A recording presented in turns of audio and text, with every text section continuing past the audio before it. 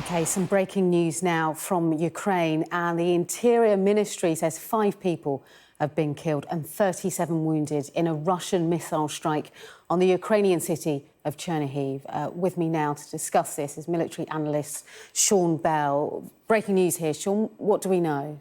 At the moment, we don't know very much more than the headlines. There are a few pictures out. Most of these attacks normally happen overnight with widespread reports of drone aware. This Chernihiv attack has been apparent, and President Zelensky has already tweeted about the fact that people going about their normal Saturday business, and devastating attack. The pictures I've seen look pretty devastating, so the casualty figures we've heard so far could well increase significantly. It comes on the back of, if we look at the whole of the country, although there's fierce fighting all well on the front line, the MOD's reported that the front lines have appeared pretty static, and but it's interesting to note on specifically, even though we're looking at the Ukrainian counteroffensive at the moment, up into the north at Kupiansk, the Russians are on the front foot, and that seems to be all part of them trying to seize the Donbass regardless of what happens.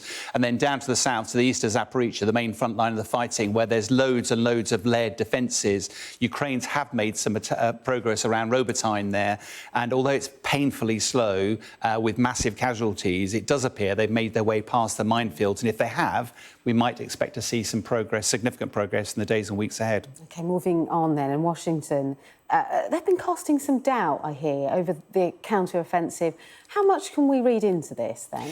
It's a bit worrying that the US officials alleged to have reported to have said that the US is lacking confidence in Ukraine's ability to reach Melitopol. I mean, given the fact that the whole purpose of this counter-offensive is to liberate territory, one of the options is to sever the land bridge between the Donbass and Crimea.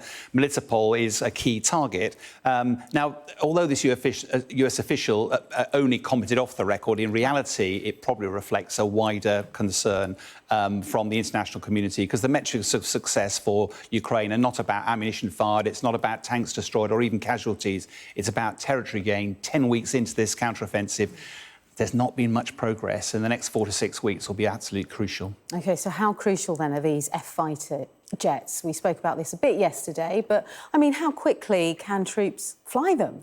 It's been a lot of talk around this. President Zelensky's wanted a no-fly zone since the start of the war. He's been appealing for F-16s.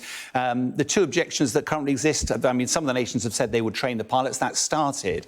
But where do you get the jets from? And secondly, would the US provide permission? Because they're the design authority. Well, literally, the US have now said, yes, the Danes and the Dutch can provide F-16s to Ukraine, which is a really important measure. The Dutch, for example, have 24 frontline F-16s that they operate today. They're due to be phased out in the middle of next year for F-35, so they might be available. The problem is a bit of a damp squid. As a former fighter pilot, this is not a silver bullet. The reality is the jets are fantastic, but actually some of them are 70s vintage. The real capabilities in radar, defensive aid suites, missiles and stuff like that, and how it gets integrated with the Ukraine defences. Really positive first step, long-term commitment by the West to Ukraine, but the F-16 isn't going to solve the problem of the war for Ukraine. OK, Sean Bell, thank you so much.